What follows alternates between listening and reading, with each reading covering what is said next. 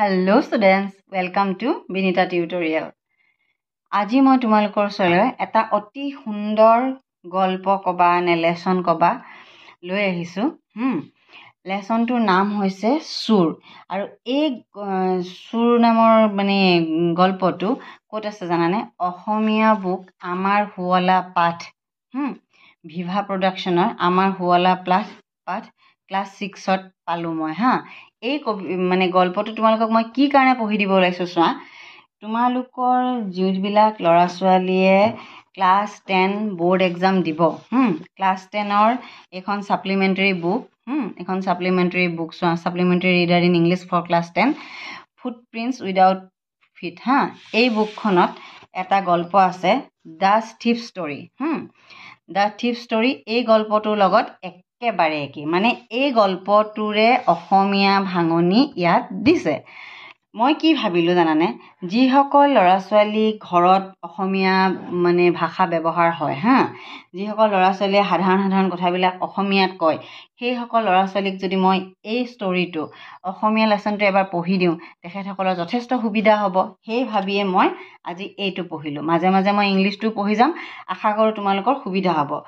কিন্তু মই যিহেতু CBSE কাৰিকুলাম ফ'ল' কৰি আছিলোঁ, এই থিফ ষ্টৰিটো লেচনটো চাগে মষ্ট প্ৰবেবলি সেৱা কৰ্চত দিয়া নাই এইটো CBSE কৰ্চৰ ল'ৰা ছোৱালীখিনিৰ কাৰণেহে হ'ব। যদিও বুক একেখনেই হয়, কিন্তু সেৱা কৰ্চৰ ল'ৰা ছোৱালীখিনিয়ে এই দ্য থিফ ষ্টৰী লেচনটো পঢ়িব নালাগে।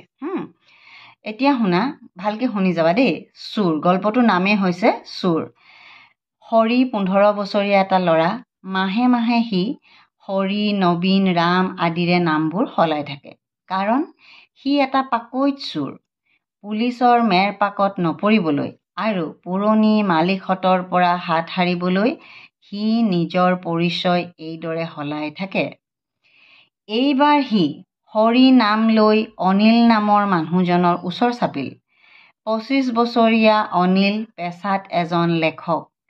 কাকতে পত্ৰই লিখি মেলি উপাৰ্জন উলিওৱা অনিলৰ নিচা হ'ল কুস্তি খেল চোৱা।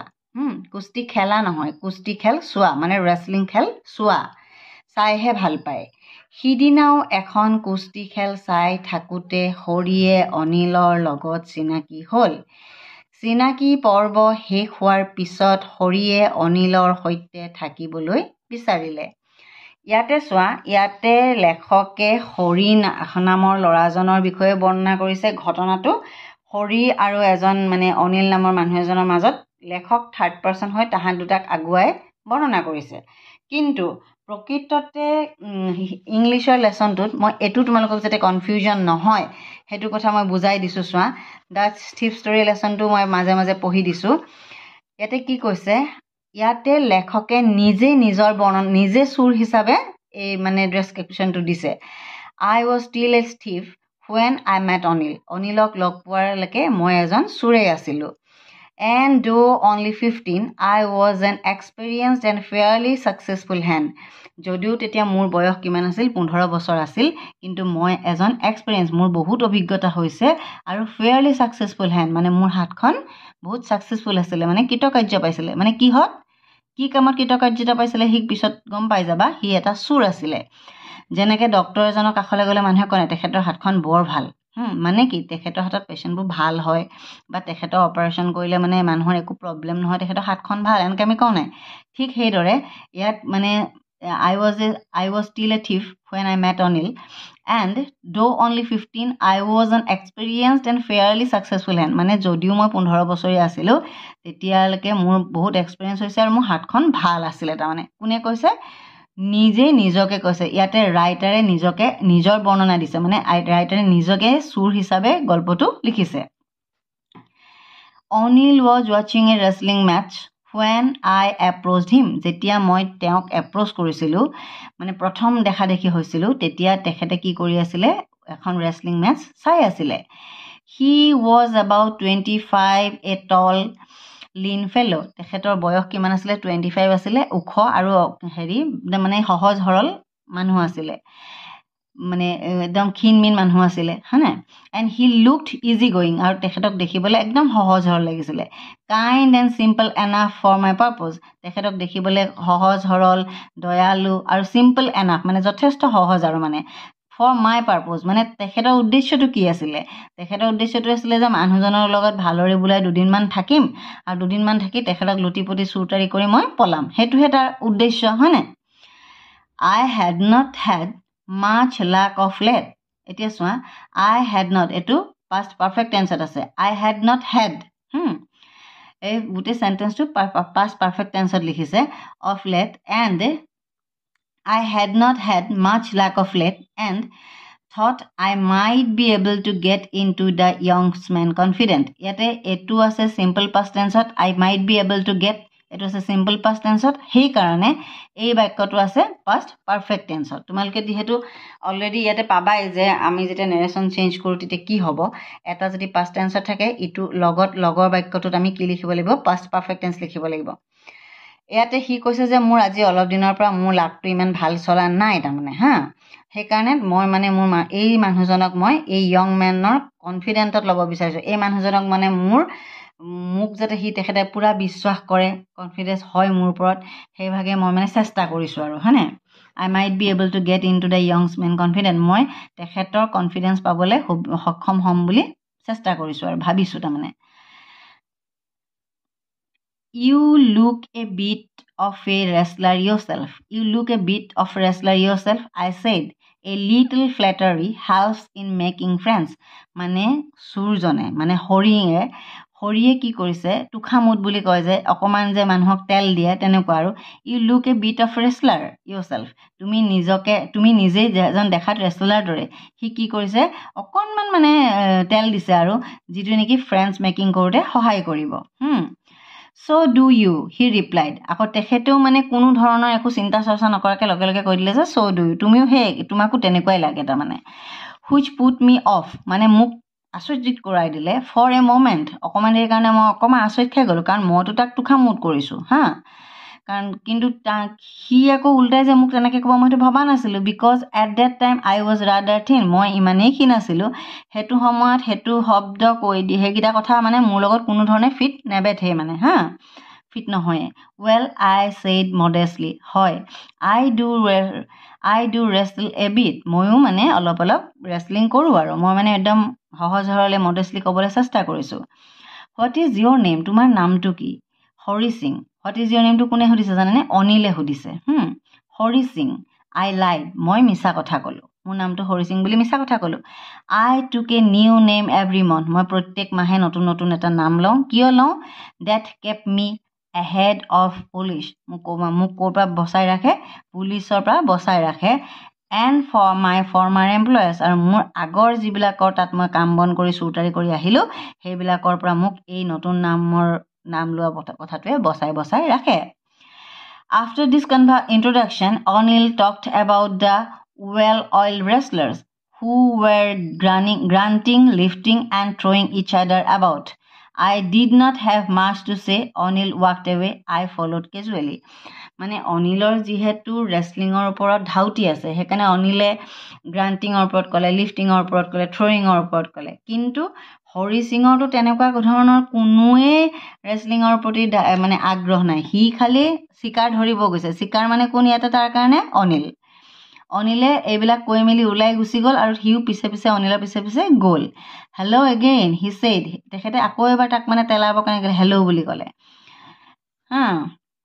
I gave him my most appealing smile. মই তেখেতক মানে মই বহুত মানে যেনেকৈ মানুহক এপিয়েল কৰিব পাৰি মানুহক মানে ভুলাবৰ কাৰণে যেনেকুৱা ধৰণে হাঁহি মাৰিব পাৰি মই তেনেকুৱা এটা হাঁহি মাৰিলোঁ I want to walk with you কথা নাই বতৰা নাই তেখেত সি কি কৈ দিলে হৰি সিঙে যে I want to walk with you মই আপোনাৰ লগত কাম কৰিব বিচাৰোঁ I said but I can't pay you Hari সিঙে যদি কথাটো ক'লে তেতিয়া বাট আই কেণ্ট পে' ইউ কোনে ক'লে কথাটো অনিলে ক'লে যে মই তোমাক পে' কৰিব নোৱাৰোঁ যিহেতু কাম কৰিলে পে' কৰিবই লাগিব হয়নে ইয়াত অকণমান ডিটেইলছত আছে আৰু তাতে মানে ইমান বেছি হেৰি নাই আৰু ডিটেইলছত নাই ইয়াত চিম্পলকৈ কৈছে তাৰমানে কুষ্টিকেল চাই থাকোঁতে হৰিয়ে অনিলৰ লগত চিনাকি হ'ল চিনাকি পৰ্ব শেষ হোৱাৰ পিছতে হৰিয়ে অনিলৰ সৈতে থাকিবলৈ বিচাৰিলে ডাইৰেক্ট সেইখিনি কথাই কৈছে গম পাইছা এতিয়া চোৱা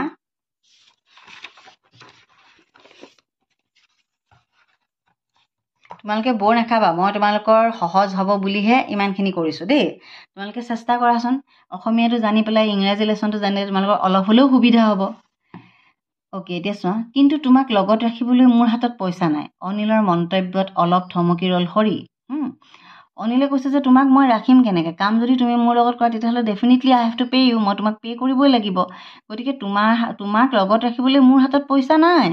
অনিলৰ মন্তব্যত অলপ থমকি ৰ'ল হৰি। হৰিয়ে মানে ভাবিছে, আৰে কি কথা কয়। অলপ ৰৈ সি ক'লে, মোক খুৱাব পাৰিবনে? মোক আপুনি মানে পইচা যদি দিব নোৱাৰে, মানে মোক ভাত পানী দিব পাৰিব নোৱাৰে, খুৱাব পাৰিব নোৱাৰে। তাৰ কথা শুনি অনিলে ক'লে, তুমি যদি ৰান্ধিব পাৰা মোৰ খুওৱাত আপত্তি নাই। যদি তুমি ৰান্ধিব পাৰা তেতিয়াহ'লে মই তোমাক খুৱাব পাৰিম আৰু সেইটো কথা ক'লে। মিছা কথাত অভ্যস্ত হৰিয়ে অনিলক জনালে যে সি ৰন্ধা বঢ়া কৰিব পাৰে। মিছা কথাত অভ্যস্ত যিহেতু হৰি মিছা কথাই তাৰ জীৱন, গতিকে সি ক'লে যে সি ৰন্ধা বঢ়া কৰিব পাৰিব। তাৰপিছত প্ৰথম দিনা হৰিৰে ৰন্ধা বস্তুবোৰ অনিলে খাব নোৱাৰিলে। খোৱা বস্তুবোৰ ৰাস্তাৰ কুকুৰক দি দিলে যদিও তেওঁ কিন্তু হৰিক কামৰ পৰা খেদি নিদিলে। বৰঞ্চ অনিলে হৰিক নিজ হাতে ৰন্ধা বঢ়া শিকাবলৈ ল'লে।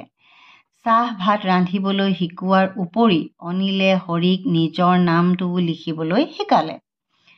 হৰিয়ে সদায় ৰাতিপুৱা চাহ বনাই ভাত ৰান্ধে, তাৰ পিছত বজাৰলৈ যায়।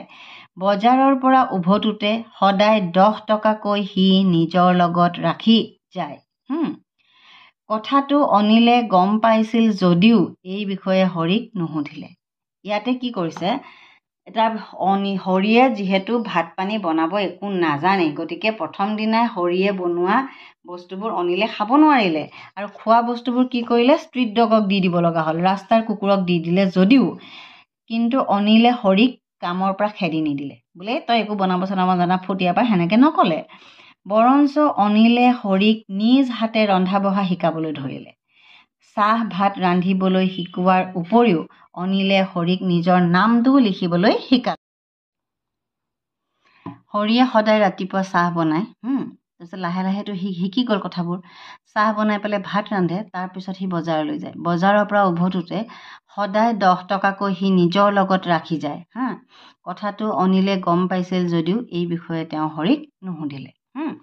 এতিয়া কথাটো হৈছে কি, এতিয়া চোৱা, আই থট ডেট, যেতিয়া হেৰিয়ে ক'লে যে বাট আই কেণ্ট পে' ইউ, যেতিয়া মানে অনিলে ক'লে যে বাট আই কেণ্ট পে' ইউ, বাট আই কেণ্ট পে' ইউ, এইটো চোৱা, সেই তেনেকৈ কৈ দিয়াৰ লগে লগে মানে কি হ'ল, হৰি সিঙে ভাবিলে, আই থট ডেট, মই ভাবিলোঁ যে over for I thought over মানে থিংক অভাৰ মানে এটা ফ্ৰেজেছ ধৰা, I thought that over for a minute, এই থট অভাৰটো থিংক অভাৰৰ পাষ্ট টেন্স এটা একেলগে ফ্ৰেজেছ, মানে I think over, I thought that over for a minute, perhaps I had মিছজাজ মাই মেন, মানে মই মোৰ মানুহজনক মিছজাজ কৰিলোঁ। মোৰ মানুহজন মানে কি, আল্টিমেটলি মোৰ চিকাৰটোক, মই মোৰ চিকাৰজনক মানে মিছজাজ কৰিলোঁ। মই ভালকৈ বিচাৰিব নাজানো নেকি, ক'ৰবাত মই ভুল হ'লোঁ নেকি। আই আস্কড, মই সুধিলোঁ, কেন ইউ ফিড মি, তুমি মোক খুৱাব পাৰিবানে? Can you cook in return Anil asked to him that, can you cook, তুমি ভাত ৰান্ধিব পাৰিবা নেকি? তুমি ৰান্ধিব পাৰিবানে? আই কেন কুক, মই ৰান্ধিব জানো, মই ৰান্ধিব পাৰোঁ। আই লাইড এগেইন, যিহেতু হৰি সিং একদম মানে কি আৰু সি মিছাতেই সিদ্ধহস্ত, গতিকে সি আকৌ কৈ দিলে কি আই কেন কুক, মই মানে ৰান্ধিব পাৰোঁ। ইফ ইউ কেন কুক, যদি তুমি ৰান্ধিব পাৰা, then maybe I can feed you, তেতিয়া মই তোমাক ডেফিনেটলি খুৱাব পাৰিম। He took me to his room over the Jamuna sweet shop, ইমান ডিটেইলছত অসমীয়াখনত নাই, মই সেইকাৰণে আকৌ এবাৰ পঢ়ি দিছোঁ। He took me to his room, সি তাৰ ৰুমলৈ মোক লৈ গ'ল। তাৰ ৰুমটো ক'ত আছিলে? Over the Jamuna sweet shop, Jamuna sweet শ্বপৰ ওপৰত আছিলে। এণ্ড ট'ল্ড মি, আৰু মোক ক'লে, I could sleep on the balcony, মই বেলকনিত শুব পাৰিম। But the meal I cook that night must have been terrible because Anil gave it to a stray dog. I cooked that day, সেইদিনা ৰাতিটো, date নাইটত মই যিটো ৰান্ধিলোঁ, মাষ্ট হেভ বিন টেৰিবল, মানে মষ্ট প্ৰবেবলি এইটো একদম টেৰিবল আছিলে, বিকজ অনিলে এইটো দি দিলে টু এ ষ্ট্ৰে ডগ, মানে ৰাস্তাৰ কুকুৰক দি দিলে। এণ্ড ট'ল্ড মি, আৰু মোক ক'লে টু বি অফ, আৰু শুই থাকিব ক'লে, মানে লাইট অফ কৰি। বাট আই জাষ্ট হাং এৰাউণ্ড, কিন্তু মই মানে একদম হেৰি আছোঁ আৰু ঘুমি আছোঁ আৰু মানে স্মাইলিং ইন মাই মষ্ট এপিলিং ৱে। মই তাৰমানে মোৰ একদম মানে যিমান পাৰোঁ এপিলিং ৱেটোত মানে মই কি কৰিছোঁ, হাঁহিব চেষ্টা কৰিছোঁ। মানে আমি যে কাৰোবাক তেল দিবৰ কাৰণে একদম অজলা হাঁহি এটা মাৰোঁ নাই, তেনেকুৱা এপিএল কৰিবৰ কাৰণে, মানুহটোক পতাবৰ কাৰণে একদম ইন'চেণ্ট হাঁহি এটা মাৰি পেলাই মানে তাৰ ফালে চাই আছোঁ আৰু যেনি তেনি তাৰ ফালে একদম ঘূৰি তাকি আছোঁ। এণ্ড হি কুডন্ট হেল্প লাফিং, আৰু সি তেতিয়া হাঁহি নহহাকৈ থাকিব নোৱাৰিলে। কুড নট হেল্প লাফিং, দেখিছেনে? কুড নট হেল্প বৰ থাকিলে তাৰপিছত পিছত যিটো ভাৰ্ব থাকে তাত ING লাগে, এইটো কথা মন কৰিবা। Later he patted me on the head and said never mind, তাৰপিছত সি মোৰ মূৰত একবাৰ এনেকৈ মাৰি ক'লে যে একো নাই দিয়া, যি হ'ল আৰু মানে মন নকৰিবা। হি উড টিচ মি টু কুক, সি মোক কি কৰিলে, সি মোক ৰান্ধিবলৈ শিকাব। হি উড টিচ মি টু কুক, সি মোক ৰান্ধিবলৈ শিকালে। He also' taught me to write my name and said he would soon teach me to write whole sentences, সি মোৰ নামটো লিখিব শিকালে আৰু সি প্ৰমিছ কৰিলে যে মানে সি মোক সোনকালে মোৰ গোটেই চেণ্টেঞ্চবিলাক যাতে মই লিখিব পাৰোঁ সি শিকাই দিব, মানে গোটেই চেণ্টেঞ্চবিলাক মোক লিখিব পৰা কৰি দিব। এণ্ড এড নাম্বাৰ্ছ, আৰু যাতে মই মানে যিখিনি শিকিবলগীয়া কথা এড নাম্বাৰ্ছ, মই নাম্বাৰ যাতে গন্তি কৰিব পাৰোঁ, যোগ বিয়োগ কৰিব পাৰোঁ, সেইখিনি মোক শিকাব। I was grateful, মই কৃতজ্ঞ আছিলোঁ। I knew that once I could write like an educated man, there would be no limit to what I could achieve. এই বাক্যটোত বহুত কুৱেশ্যন আহে হা। I knew that, মই জানিলোঁ যে once I could write, এবাৰ যদি মই লিখিব পাৰোঁ লাইক এন এডুকেটেড মেন, মই যদি একদম পঢ়া শুনা মানুহৰ নিচিনাকৈ যদি একবাৰ মই লিখিব পৰা হৈ যাওঁ, there would be no' limit to what I could achieve, মানে মই কি জীৱনত এচিভ কৰিব পাৰিম তাৰ কোনো লিমিটেই নাথাকিব। তাৰমানে কি, সি 15 বছৰতে চুৰ কৰাত ইমানেই পাকৈত হৈ গ'ল, কাৰণ সি তাৰ স্কুলীয়া শিক্ষা সি গ্ৰহণ কৰিবলৈ নাপালেই। সি শিক্ষা গ্ৰহণ কৰিব পৰাহেঁতেন সি এনেকুৱা পাকৈত চুৰ হৈ নাযায়। It was quite pleasant working for Anil, এইটো বৰ মানে অনিলৰ লগত কাম কৰাটো কুৱাইট প্লিজেণ্ট আছিল, অতি আনন্দদায়ক আছিল। তাৰমানে আই মেড দ্য টি, মই চাহ বনাইছিলোঁ। ইন দ্য মৰ্ণিং, ৰাতিপুৱাই মই চাহ বনাইছিলোঁ। Then would take my time buying the day supplies, আৰু সি সময় উলিয়াই কি কৰিছিল, দৈনিক বজাৰ কৰিবলৈ ওলাই গৈছিল। দিনত যিখিনি লাগে সেইখিনি বজাৰ কৰিবলৈ সি ওলাই গৈছিল। Usually making A profit of about ₹1 a day, আৰু প্ৰত্যেক দিনাখনি usually making A profit of about ₹1 a day, এক দিনাখনত সি 1 টকা প্ৰফিট কৰি উলিয়াইছিল। আই থিংক, মই ভাবোঁ, হি নিউ, মানে অনিলে জানিছিল, আই মেড এ লিটল মানি, মই অলপ মানি জমাইছোঁ। দিছ ৱে, এইধৰণেই মই অলপ পইচা যে জমা কৰিছোঁ সি গম পাইছিল। But he did not seem to mind, আৰু সি এনেকুৱা দেখাইছিল যে সি কোনো ধৰণৰে মন দিয়া নাই, মানে সি যেন গমেই নাপায় এনেকুৱা দেখাইছিলে। গম পাইছেনে? ইয়াতে দেখাইছে ₹1 আৰু ইয়াতে দেখাইছে কি 10 টকা বুলি কৈছে। বজাৰৰ পৰা সি সদায় 10 টকাকৈ বুলি কৈছে। ইয়াত 10 টকা বুলি কৈছে কাৰণ সেইটো আজি 90 বছৰ আগতে লিখিছিলে। ৰাস্কিন বণ্ডৰ 90 বছৰ আগত 1 টকাৰ যিটো ভেলু এতিয়া 10 টকাৰ তাতকৈ মানে 1 টকাৰ ভেলুটো এতিয়া 10 টকাতকৈও বেছি। আজি এই লেচনটো এতিয়া দিছে কাৰণে ইয়াত 10 টকা বুলি দিছে। এই কথাটো মন কৰিবি, ইয়াত যদি 10 টকা বুলি দিছে কিন্তু একচুৱেলি ক্লাছ 10ৰ ষ্টুডেণ্টবিলাকে ইয়াত লিখিব লাগিব কি ₹1, 1 টকাহে কথাহে লিখিব লাগিব আৰু এই কথাটো অনিলে গম পাইছিলে, আৰু অনিলে গম পায়ো তাৰমানে একো মাত দিয়া নাছিলে। বুজি পাইছেনে কথাটো? এতিয়া চোৱা, অনিলৰ উপাৰ্জন নিয়মীয়া নাছিল। অনিলৰ উপাৰ্জনটো কেনেকুৱা আছিল? নিয়মীয়া নাছিল, মানে ৰেগুলাৰ উপাৰ্জন নাছিল। ইনকামটো তাৰ ৰেগুলাৰ নাছিল, যেনেকৈ ধৰা মান্থলি চবেই পে'মেণ্ট পায় তেনেকুৱা নাছিল, যাৰ বাবে অনিলে কেতিয়াবা ধাৰ কৰিও চলি থাকিব লগা হৈছিল। কেতিয়াবা অনিলে ধাৰ কৰি চলিছিল। এদিন অনিলে গ্ৰন্থ এখন বিক্ৰী হোৱাত প্ৰায় 600 টকা পালে। এদিন অনিলৰ এখন বুক বিক্ৰী হোৱাত সি কিমান টকা পালে? 600 টকা পালে। ঘৰলৈ আহি অনিলে হৰিকো কথাটো ক'লে। অনিলে কথাটো মালিক হিচাপে কাম কৰা ল'ৰাটোক কথাটো নকৰিবও পাৰিলেহেঁতেন, কিন্তু সি মানে অনিলে হৰিক এতিয়া কি বুলি ভাবে? তাৰ লগৰে মেম্বাৰ, তাৰ ঘৰৰ মেম্বাৰ বুলি ভাবে। সেইকাৰণে সি অনিলে আহি হৰিকো কথাটো খুলি খালি ক'লে। ৰাতি শোৱাৰ সময়ত টকাখিনি সি কোনো গডৰেজত নথৈ ক'ত থলে? তুলিৰ তলত থৈ শুই থাকিল। দেখা পাইছা? তুলিৰ তলতে থৈ সি শুই থাকিল। দিনে 10 টকাকৈ চুৰ কৰা হৰিৰ মনত হৰিয়েতো ডেইলি 10 টকাহে চুৰ কৰি আছিলে। টকাখিনিয়ে পুনৰ লোভ লগালে। দেখা পাইছানে? দিনে 10 টকাকৈ চুৰ কৰা হৰিৰ মনত টকাখিনিয়ে পুনৰ লোভ লগালে। দেখিলা? পইচাটো সি দেখা পোৱা নাছিলে কাৰণেহে তাৰ মনটো ঠাণ্ডা হৈ আছিলে। যেতিয়া সি পইচাখিনি দেখিলে তেতিয়া আকৌ লোভ এটা বাঢ়ি আহিলে। সেইদিনাই ৰাতি সি অনিল শুই থকা অৱস্থাতে সাৱধানেৰে টকাখিনি লৈ ঘৰৰ পৰা বাহিৰ ওলাল। মানে টকাখিনি লাহেকৈ লৈ পেলাই সি ঘৰৰ পৰা বাহিৰলৈ ওলালে। গম পাইছানে? বাহিৰ ওলাই সি ৰেল ষ্টেচনৰ ফালে দৌৰিবলৈ ধৰিলে। পইচাখিনি লৈ অহাত সফল হ'ল যদিও হৰিৰ মনটো কিন্তু ভাল লাগি থকা নাছিল। গম পাইছানে? সি ভাবি গৈ আছিল। সি ভাবি গৈ থাকিল। ধনী মানুহ এজনৰ পৰা পইচা চুৰ কৰি আনিলে মানুহজন খঙত একো নাই হৈ পৰে। এজন ধনী মানুহৰ পৰা যেতিয়া পইচা চুৰ কৰা যায় তেতিয়া মানুহজনৰ খুব খং উঠে আৰু তেতিয়া তেওঁ মানে ৰিয়েকশ্যনটো কেনেকৈ কৰিব? খঙত একো নাই হৈ যাব।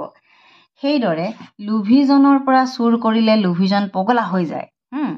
কিন্তু অতি সাধাৰণভাৱে জীৱন চলাই থকা অনিলৰ এই ক্ষেত্ৰত বিশেষ একো ক্ৰিয়া নহয়। কাৰণ অনিলৰ এই যে অসমীয়া কথা এটা আছে, সৈসাদু নাই বিষাদু নাই। যেনেকুৱা মানে আমাৰ যে প্ৰধানমন্ত্ৰীয়ে কৈ থাকে ফকীৰ আদমিহে ঝোলা লেকে চল পাৰেংগে টাইপৰ, মানে একদম কোনো লোভ মোহ নাইকিয়া নিচিনা।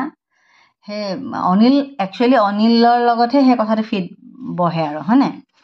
এতিয়া চোৱা, অনিল মানে লেখকে ডেছক্ৰাইব কৰিছে যে এজন ধনী মানুহে পইচা চুৰ কৰিলে কেনেকুৱা ৰিয়েকশ্যন দিয়ে, এজন লোভী মানুহে পইচা চুৰ কৰিলে কেনেকুৱা ৰিয়েকশ্যন দিয়ে, আৰু এজন অতি সাধাৰণভাৱে জীৱন চলাই অনিলৰ দৰে এজন সাধাৰণ মানুহে পইচাটো যেতিয়া চুৰ হ'ল তেতিয়া কেনেকুৱা ৰিয়েকশ্যন দিব, যেন একো ক্ৰিয়া নহয়।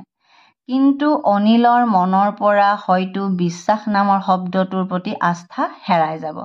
অনিলে যে এটা চোৰক আনি ইমান মৰম কৰি সি ভাত বনাব নজনা স্বত্বেও ভাত বনাই লিখা পঢ়া শিকাই যোগ বিয়োগ শিকাই তাক যে ৰাখিলে, আৰু সি 1 টকা মাৰি থকা স্বত্বেও যে একো মন কাণ নিদিলে, সেই বিশ্বাসটো যদি ভাঙি যায় তেতিয়াহে সেই বিশ্বাসটো হেৰুৱাৰ কাৰণেহে তাৰ মনত এটা কি লাগিব? দুখ লাগিব।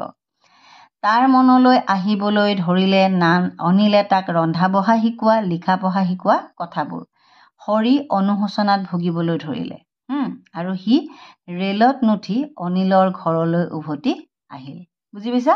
চোৱা, এজন মানুহক মৰমেৰে কিমান সলনি কৰি দিলে। সিটো মস্ত চোৰ আছিলে, হয়নে?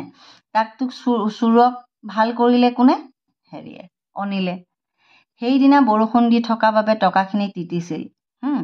যদিও নিঃশব্দে সি পুনৰ অনিলৰ তুলিৰ তলত টকাখিনি থৈ দিলে।